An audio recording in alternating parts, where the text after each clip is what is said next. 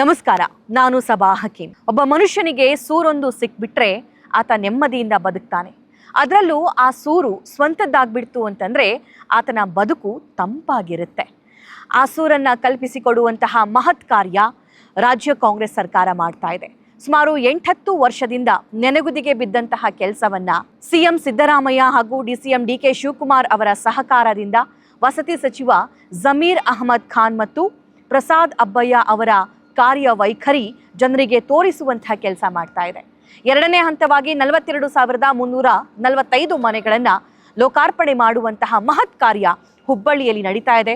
ಈ ಕಾರ್ಯಕ್ರಮದ ಬಗ್ಗೆ, ಈ ಸೂರಿನ ಬಗ್ಗೆ ಅವ್ರೇನು ಹೇಳ್ತಾರೆ ಅಂತ ಅವರಿಂದಲೇ ಮಾಹಿತಿ ಕೇಳಿ ಪಡ್ಕೊಳ್ಳೋಣ. ನನ್ನ ಜೊತೆಗೆ ವಸತಿ ಸಚಿವರಾಗಿರುವಂತಹ ಜಮೀರ್ ಅಹಮದ್ ಇದ್ದಾರೆ. ಅವ್ರನ್ನ ಮಾತಾಡ್ತೀನಿ. ಸರ್ ನಮಸ್ಕಾರ. ಹೇಗಿದ್ದೀರಿ? ಚೆನ್ನಾಗಿದ್ದೀನಿ ಸರ್, ಒಬ್ಬ ಕ್ಯಾಬಿನೆಟ್ ಮಿನಿಸ್ಟರ್ ಆಗಿ 15-20 ದಿನದಿಂದ ಕಾಲಿಗೆ ಚಕ್ರ ಕಟ್ಕೊಂಡು ಇಲ್ಲೇ ಬಿಟ್ಟಿದ್ದೀರಾ. ಏನೇ ಕೆಲಸ ಇದ್ರೂ ಇಲ್ಲಿಂದಲೇ ಮಾಡ್ತಾ ಇದ್ದೀರಾ. ಈ ಎನರ್ಜಿ ಹೆಂಗೆ ಬರುತ್ತೆ ಅಂತ?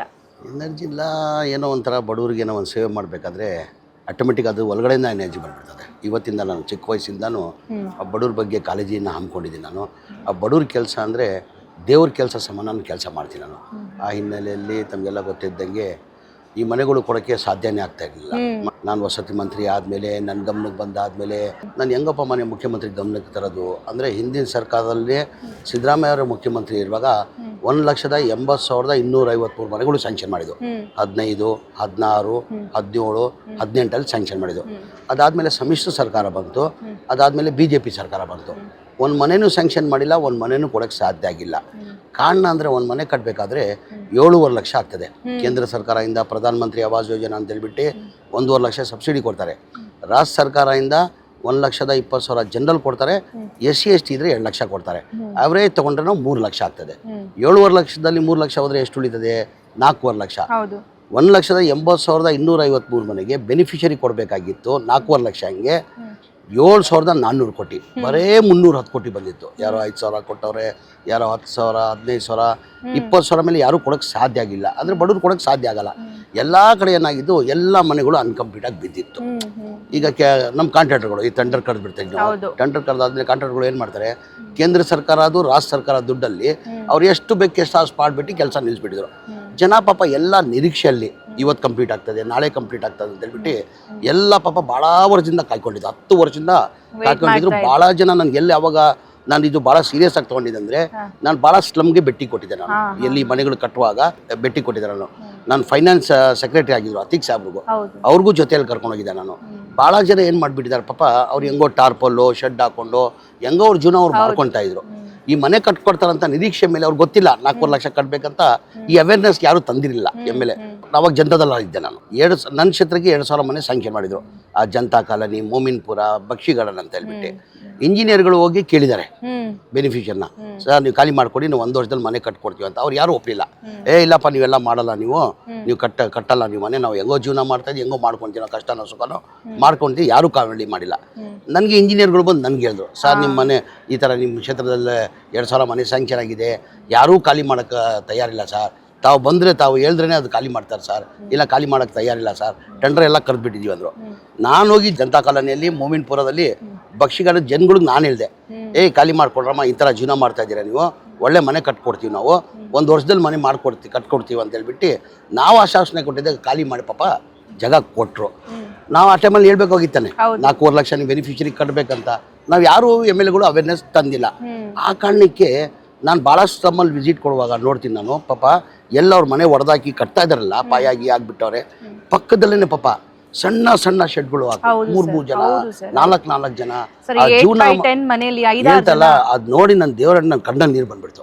ಆಮೇಲೆ ಮುಖ್ಯಮಂತ್ರಿ ಗಮನಕ್ಕೆ ತಂದೆ ನಾನು, ಸೊನ್ನೆ ಸರ್ ಹಿಂದಿನ ಸರ್ಕಾರದಲ್ಲಿ ತಾವೇ ಮುಖ್ಯಮಂತ್ರಿ ಇರುವಾಗ ಈ ಮನೆಗಳು ಸ್ಯಾಂಕ್ಷನ್ ಮಾಡಿದ್ದು, ಈ ಬಡವ್ರು 4.5 ಲಕ್ಷ ಕಟ್ಟಕ್ಕೆ ಸಾಧ್ಯ ಆಗಲ್ಲ ಸರ್, ನಾವು ಸರ್ಕಾರ ವತಿಯಿಂದನೇ 4 ಲಕ್ಷ ನಾವು ಕಟ್ಟಿ ಮನೆಗಳು ಕಟ್ಟಬೇಕಾಗ್ತದೆ ಅಂತ ಮನೆ ಮುಖ್ಯಮಂತ್ರಿಗಳು 2-3 ರಿವ್ಯೂ ಮೀಟಿಂಗ್ ಮಾಡಿ, ನೀನು ಹೇಳ್ತಾರ ಸತ್ಯ ಹಾಕೋಣ, ಬಡವ್ರು ದುಡ್ಡು ಕೊಟ್ಟಕ್ಕೆ ಸಾಧ್ಯ ಆಗಲ್ಲ, ಅದು ಎಷ್ಟನ ಕಷ್ಟ ಆಗಲಿ ಎಷ್ಟನ ತೊಂದರೆ ಆಗಲಿ ಆ 4 ಲಕ್ಷ ದುಡ್ಡು ನಾವು ಸರ್ಕಾರ ವತಿಯಿಂದ ಕೊಡ್ತೀವಿ. ನಾವು ಈ ಮನೆಗಳು ಡಿಸೆಂಬರ್ 26 ಕೊನೆವರೆಗೂ 1,80,000ದಲ್ಲಿ 1,18,000 ಮನೆಗಳು ಕೊಡಬೇಕಂತ ಮನೆ ಮುಖ್ಯಮಂತ್ರಿಗಳು ಸೂಚನೆ ಕೊಟ್ಟು, ಹೋದ ವರ್ಷದಲ್ಲಿ 2024 ಮಾರ್ಚಲ್ಲಿ ನಾವು 36,789 ಮನೆಗಳು ಕೊಟ್ವಿ. ಇದೇ ತಿಂಗಳಲ್ಲಿ 42,345 ಮನೆಗಳು ಕೊಡ್ತಾ ಇದ್ದೀವಿ. ಉದಾಹರಣೆ ಈಗ ಹುಬ್ಳಿದಲ್ಲೇ ನಾವು 1800 ಮನೆ, ಅದರಲ್ಲಿ 1800 ಮನೆ ಕಂಪ್ಲೀಟ್ ಆಗಿದೆ. ಹೌದು. ಈ ಥರ ಹುಬ್ಳಿ ಜಿಲ್ಲೆನೇ 2700 ಧಾರವಾಡ ಡಿಸ್ಟ್ರಿಕ್ಟ್. ಧಾರವಾಡ ಡಿಸ್ಟಿಕಲ್ಲೇ 2700 ಮನೆಗಳು. ಆಮೇಲೆ ತುಮಕೂರು ಜಿಲ್ಲೆದು ಏನೋ ಒಂದು 1200 ಮನೆ ಇದೆ. ಬಳ್ಳಾರಿಯಲ್ಲಿ ಒಂದು 2000 ಚಿಲ್ಲರೆ ಮನೆ, ಬಳ್ಳಾರಿ ಜಿಲ್ಲೆಯಲ್ಲಿ 2000 ಮನೆ. ಇಡೀ ರಾಜ್ಯದಲ್ಲಿ ನಾವು ಕೊಡ್ತಾ ಇದ್ದೀವಿ. ನಾನು ನಿಮ್ಮ ಮಾಧ್ಯಮ ಅವ್ರಿಗೆ ಕೇಳೋದು, ನಾನು BJP ಅವ್ರು ಏನಕ್ಕೆ ಇದು ಮಾಡಿಕ್ಕೆ ಸಾಧ್ಯ ಆಗಲಿಲ್ಲ? ಅವರು ಮಾಡ್ಬೋದಾಗಿತ್ತಾನೆ. ಅವಾಗ ನಮ್ಗೆ ಯಾವ ಗ್ಯಾರಂಟಿನೂ ಇರಲಿಲ್ಲ, ನಾವು ಯಾವ ಕಮಿಟ್ಮೆಂಟು ಇರಲಿಲ್ಲ. ಚುನಾವಣೆ ಟೈಮಲ್ಲಿ ನಾವು 5 ಗ್ಯಾರಂಟಿಯನ್ನು ಘೋಷಣೆ ಮಾಡಿದ್ವಿ. 5 ಗ್ಯಾರಂಟಿ ಮಾತು ತಕ್ಕಂಗೆ ನಾವು 5 ಗ್ಯಾರಂಟಿ ಘೋಷಣೆ ಮಾಡಿದ್ದು, 5 ಗ್ಯಾರಂಟಿ ಕೊಟ್ವಿ. ಈ ಮನೆಗಳು ಫ್ರೀ ಕಟ್ಕೊಡ್ತೀವಿ ಅಂತ ನಾವು ಘೋಷಣೆ ಮಾಡಿರಲಿಲ್ಲ. ಫ್ರೀ ಕಟ್ಕೊಡ್ತೀವಿ ಅಂದರೆ ಇಷ್ಟೇ, ಬಡವ್ರ ಬಗ್ಗೆ ಕಾಳಜಿ ಇಟ್ಕೊಂಡು ಸಿದ್ದರಾಮಯ್ಯ ಅವರು ಬಡವ್ರಿಗೆ ಅನ್ಯಾಯ ಆಗಿದೆ, ಬಡವ್ರ ಬಗ್ಗೆ ಕಾಳಜಿ ಇಟ್ಕೊಂಡು ಇವತ್ತು ಈ ಮನೆಗಳು ಕೊಡ್ಬೇಕಂತ ತೀರ್ಮಾನ ಮಾಡಿದ್ದಾರೆ. ನಮ್ಮ ರಾಜ್ಯದಲ್ಲಿಲ್ಲ, ಇಡೀ ದೇಶದಲ್ಲಿ ಯಾವನು ಈ ಥರ ಮನೆ ಕೊಟ್ಟಿಲ್ಲ. ಯಾವನು ಈ ಥರ ಮನೆ ಕೊಟ್ಟಿಲ್ಲ. ಆ ಕಾರಣಕ್ಕೆ ಇವತ್ತು 42,345 ಮನೆಗಳು ಇವತ್ತು ಕೊಡ್ತಾ ಇದ್ದೀವಿ. ಸರ್, ನಾನು ಮತ್ತೊಂದು ಕೇಳಲೇಬೇಕು ನಿಮಗೆ ಇಷ್ಟೊಂದು ಹಠ ಯಾಕೆ ಅಂತ? ಆಲ್ರೆಡಿ 5 ಗ್ಯಾರಂಟಿಗಳನ್ನು ಕೊಟ್ಟು ಇಷ್ಟೆಲ್ಲ ಖರ್ಚು ಮಾಡ್ತಾ ಇದ್ರಿ, ಅದರಲ್ಲೂ ನಾನು ಬಡವರಿಗೆ ಈ ಆಶ್ರಯ ಯೋಜನೆ ಕಲ್ಪಿಸ್ಕೊಡ್ಲೇಬೇಕು ಅನ್ನುವಂಥದ್ದು, ನೆನೆಗುದಿಗೆ ಬಿದ್ದಿರೋ ಕೆಲಸ ಕಂಪ್ಲೀಟ್ ಮಾಡಲೇಬೇಕು ಅನ್ನೋ ಹಠ ಹೆಂಗೆ ಅಂತ? ನಾನು ಸ್ವಂತ ಸ್ಲಮ್ಗಳಿಗೆ ವಿಸಿಟ್ ಕೊಟ್ಟೆ. ಅಲ್ಲೇ ಅವರು ಮನೆ ಕಂಪ್ಲೀಟ್ ಆಗ್ತದಂತ ಆಸೆ ಇಟ್ಕೊಂಡು ಅಲ್ಲೇ ಪಾಪ ಸಣ್ಣ ಟಾರ್ಪಲ್ಗಳು ಹಾಕಿಬಿಟ್ಟು ಪಾಪ ಅಲ್ಲೇ ಜೀವನ ಮಾಡ್ತಾ ಇದ್ದು ಕಣ್ಣಾರೆ ನೋಡ್ಬಿಟ್ಟು ನಾನು ಹೆಂಗಿರಕ್ಕೆ ಸಾಧ್ಯ? ಸಿಎಂ ಸಹಕಾರ ಹೇಗಿತ್ತು ಇದಕ್ಕೆ? ಇಲ್ಲ, ಖಂಡಿತ CM ಅವರು ಸ್ವಲ್ಪ ನನಗೆ ಕಷ್ಟ ಅನಿಸ್ತು. ಹೆಂಗಪ್ಪ ಮನೆ ಮುಖ್ಯಮಂತ್ರಿಗಳು ಒಪ್ಕೊಂತಾರೋ ಇಲ್ಲೋ ಅಂತ. ಏನಕ್ಕಂದ್ರೆ ಗ್ಯಾರಂಟಿಗಳು ತಮ್ಮೆಲ್ಲ ಗೊತ್ತಿದ್ದಂಗೆ 55 60 ಸಾವಿರ ಕೋಟಿ ಆಗ್ತದೆ. ಈ ಮನೆಗಳು ಕಂಪ್ಲೀಟ್ ಆಗಬೇಕಾದ್ರೆ 7,400 ಕೋಟಿ. ಆ ಸುಲಭದ ಮಾತಿಲ್ಲ. ನಾನು ಒಪ್ಕೊಂತಾರೋ ಇಲ್ಲೋ ಅಂತ ಮನೆ ಮುಖ್ಯಮಂತ್ರಿ ಗಮನಕ್ಕೆ ತಂದೆ. ಅವ್ರಿಗೂ ಪಾಪ ಬಡವ್ರ ಬಗ್ಗೆ ಕಾಳಜಿ ಇದ್ದಿದ್ದಕ್ಕೆ ಆ ಕಾರಣಕ್ಕೆ ಮನೆ ಸಿದ್ದರಾಮಯ್ಯ ಅವರು ಮುಖ್ಯಮಂತ್ರಿಗಳು ಒಪ್ಕೊಂಡು ಇವತ್ತು ಈ ಮನೆಗಳು ನಾವು ಕೊಡ್ತಾ ಇದ್ದೀವಿ. ಓಕೆ ಸರ್, 1008 ಮನೆ ಹುಬ್ಬಳ್ಳಿಯ ಮಂಟೂರು ರೋಡ್ನಲ್ಲಿ ಇಲ್ಲಿ ನಿರ್ಮಾಣ ಮಾಡಿದಿರಿ. ಈ ಇನ್ಫ್ರಾಸ್ಟ್ರಕ್ಚರ್ ಬಗ್ಗೆ ಏನು ಹೇಳ್ತೀರಿ? ನನಗೆ ಅನ್ನಿಸ್ತಾ ಇರೋದು ಇದು ಗೇಟೆಡ್ ಕಮ್ಯುನಿಟಿ ಒಳಗಡೆ ಇದೆ, ಜೊತೆಗೆ ಖಾಸಗಿ ಮನೆ ಥರ ಇದೆ, ಖಾಸಗಿ ಲೇಔಟ್ ಥರನೇ ನಿರ್ಮಾಣ ಮಾಡಿದ್ದೀರಿ. ಗೌರ್ಮೆಂಟ್ ಮನೆ ಅಂತ ಫೀಲೇ ಆಗಲ್ಲ ಸರ್. ಇಲ್ಲ, ಅದೇನಾಗಿದೆ, ನಾನು ಪ್ರಸಾದ್ ಅಬ್ಬಾಯಿ ಅವರು ಕಂಟಿನ್ಯೂ ಎಲ್ಲ ಕಡೆ ಆಲ್ಮೋಸ್ಟ್ ನಾನು 100% ಅಂತ ಹೇಳಕ್ಕೆ ಸಿದ್ಧ ಇಲ್ಲ, ಒಂದು 70% ಎಲ್ಲ ಕಡೆ ವಿಸಿಟ್ ಕೊಟ್ಟಿದ್ದೀವಿ. ನಾವು ಕಾಂಟ್ರಾಕ್ಟರ್ನ ಕರೆಸಿ ಒಂದು 10 ಬಾರಿ ನಾವು ಮೀಟಿಂಗ್ ಮಾಡಿದ್ವಿ. ನೋಡಪ್ಪ, ಇದು ಬಡವ್ರು ಕೊಡೋದು ಒಂದು ಸತಿ ಮನೆ ಆಗೋದವ್ರಿಗೆ ದಯಮಾಡಿ ಒಳ್ಳೆ ಮನೆ ಕಟ್ಕೊಡ್ಬೇಕಾಗ್ತದೆ. ನೀವು ದಯಮಾಡಿ ಆ ಥರ ಬೇರೆ ಥರ ಕೆಲಸ ಮಾಡೋಕ್ಕೆ ಹೋಗ್ಬೇಡಿ ಅಂತ ಕಾಂಟ್ರಾಕ್ಟರ್ಗಳ ಜೊತೆ 10 ಮೀಟಿಂಗ್ ಮಾಡಿದ್ದೀನಿ. ನಾನು ಪರ್ಸ್ನಲ್ ನಾನು ವಿಸಿಟ್ ಕೊಟ್ಟು, ಏನಕ್ಕಮ್ಮ ಮನೆ ಕೊಡೋದು ಒಂದು ಸತಿ, ನಾವು ಪದೇ ಕೊಡೋಕ್ಕಾಗಲ್ಲ. ಕಾರಣಕ್ಕೆ ನಾವು ಒಳ್ಳೆ ಕ್ವಾಲಿಟಿ ಕೊಡಬೇಕು, ಚೆನ್ನಾಗಿ ಒಳ್ಳೇದು ಮನೆ ಆಗಬೇಕಂತ ನಾವೇ ಪರ್ಸ್ನಲ್ ಎಲ್ಲ ಕಡೆ ವಿಸಿಟ್ ಕೊಟ್ಟಿದ್ದೀನಿ. ಹೋದ ಸತಿ 36,789 ಮನೆ ಮೊದಲೇ ಹಂತದಲ್ಲಿ ಕೊಟ್ವಿ. ಅದ್ರಲ್ಲಿ KR ಪುರಂ ನೋಡಿ, ಇದಕ್ಕಿಂತ ಚೆನ್ನಾಗಿ ಕಟ್ಟೋರು. ನೀವೆಲ್ಲ ನಾನು ಓಪನ್ ಹೇಳ್ತೀನಿಲ್ಲ, ನಮ್ಮೆಲ್ಲ ಡಾಟಾ ಇದೆ. ಎಲ್ಲಿ ಯಾವ ಜಿಲ್ಲೆಯಲ್ಲಿ ಮನೆಗಳು ಕೊಡ್ತಾ ಇದ್ದೀವಿ, ಯಾವ ತಾಲೂಕಲ್ಲಿ ಮನೆ ಕೊಡ್ತಾ ಇದ್ದೀವಿ. ನೀವು ಯಾವುದನ್ನ ಹೇಳಿ, ನಾನು ವಿಡಿಯೋ ಕಾನ್ಫರೆನ್ಸ್ ಮುಖಾಂತರ ಲೈವ್ ತೋರಿಸ್ತೀನಿ ಮನೆಗಳು ಯಾವ ಥರ ಕಟ್ಟಿದ್ದೀವಿ ಅಂತ. ನಾನು 10 ಬಾರಿ ಸ್ಲಮ್ ಬೋರ್ಡ್ಗೆ ಹೋಗ್ಬಿಟ್ಟು ಸ್ಲಮ್ ಬೋರ್ಡ್ ಮುಖಾಂತರ ಇಂಜಿನಿಯರ್ನ ವಿಡಿಯೋ ಕಾನ್ಫರೆನ್ಸ್ ಮುಖಾಂತರ ಮನೆಗಳು ನೋಡಿದ್ದೀನಿ. ಆಲ್ಮೋಸ್ಟ್ ಎಲ್ಲ 70 to 80% ಎಲ್ಲ ಮನೆ. ಏನಕ್ಕಂದರೆ ಬಡವ್ರಿಗೆ ಒಂದು ಸತಿ ಕೊಡೋದು ಮನೆ ಅವ್ರಿಗೆ ಒಳ್ಳೇದಾಗಲಿ ಅಂತ ಹೇಳ್ಬಿಟ್ಟು ಆ ಹಿನ್ನೆಲೆಯಲ್ಲಿ ನಾವು ಪರ್ಸ್ನಲ್ ತೊಗೊಂಡು ಮಾಡಿದ್ವಿ. ಸರ್, ಬಾಲ್ಕನಿಲಿ ನಿಂತ್ಕೊಂಡು ಮೊನ್ನೆ ನೀವು ಹಾಯ್ ಮಾಡಿದ್ರಿ, ಆ ಫೀಲ್ ಹೆಂಗಿತ್ತು? ನಿಮ್ಮ ಕನಸು ನನಸಾಗಿದೆ ಅನ್ನೋದು ಹೆಂಗೆ ಎಕ್ಸ್ಪ್ರೆಸ್ ಮಾಡ್ತೀರಿ? ನೋಡಿರ್ಬೋದು, ಭಾಳ ತುಂಬ ಪ್ರೈವೇಟ್ ಅಪಾರ್ಟ್ಮೆಂಟು ಎಲ್ಲ ಆ ಥರ ಮಾಡಿದ್ದಾರೆ. ಈಗ ನನಗೂ ತುಂಬ ಖುಷಿ ಇತ್ತಂತದು. ಅದು ಎಲ್ಲೋ ಒಂದು ಕಡೆ ಅದು ಹೋಗುವಾಗ ಏನೋ ನಂದೇ ಸ್ವಂತ ಮನೆಗೆ ಬಂದಿದ್ದೀನಿ ಅಂತ ಅನಿಸ್ತು ನನಗೆ. ಆ ಬಾಲ್ಕೋನಿ ನಿಲ್ಲುವಾಗ ನಮ್ಮ ಮನೆ ಬಾಲ್ಕೋನಿ ನಿಲ್ಕೊಂತೀನಿ ನೋಡಿ, ಆ ಥರ ನನಗೆ ಅನಿಸ್ತು. ಓಕೆ ಸರ್, ಈಗ ನಾವು ಕುತ್ಕೊಂಡಿರುವಂತಹ ಜಾಗ ಹುಬ್ಬಳ್ಳಿ ಮಂಟೂರು ರೋಡು.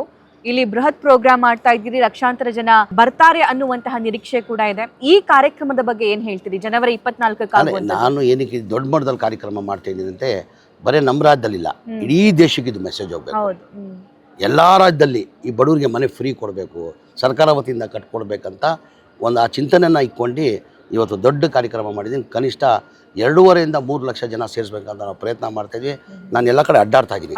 ಜನ ವಾಲಂಟ್ರಿ ಹೇಳ್ತಾರೆ, ಸಾರ್ ಈ ಥರ ಮನೆ ಕಟ್ತಾ ಇದ್ದೀವಿ, ನಾವು ಬರ್ತಾ ಇದ್ದೀವಿ. ನಿನ್ನೆ ಎಲ್ಲೋ ಓಲ್ಡ್ ಸಿಟಿಯಲ್ಲಿ ಹೋಗಿದ್ದೆ ನಾನು. ಓಲ್ಡ್ ಸಿಟಿಯಲ್ಲಿ ಯಾವುದೋ ಒಂದು ಕಾರ್ಯಕ್ರಮ ಹೋಗಿದೆ.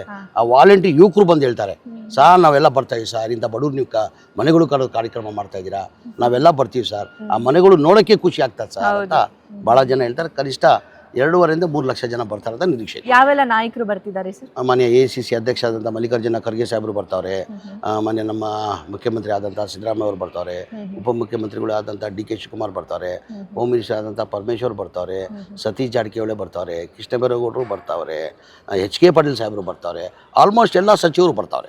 ಈ ಮನೆಗಳನ್ನು ಹಂಚೋ ಮೂಲಕ ಜನರಿಗೆ ಏನು ಸಂದೇಶ ಸಾರ್ತಾ ಇದ್ದೀರಿ? ಅಂದರೆ ಇಷ್ಟೇ, ನಮ್ಮ ಸೇವೆ ನಾವು ಸಿಕ್ಕೋದು ಒಂದು ಅವಕಾಶ ಇತ್ತು, ಒಂದು ಅವಕಾಶ ಸಿಕ್ಕಿತ್ತು, ಆ ಸೇವೆನ ನಾವು ಸಲ್ಲಿಸ್ತಾ ಇದ್ದೀವಿ. ಮುಂದಿನ ದಿನಲ್ಲಿ ಬಡವ್ರಿಗೆ ಇನ್ನೂ ಇದಕ್ಕಿಂತ ಒಳ್ಳೇದಾಗಬೇಕಂತ ನಾವು ಭಾವಿಸ್ತೀವಿ.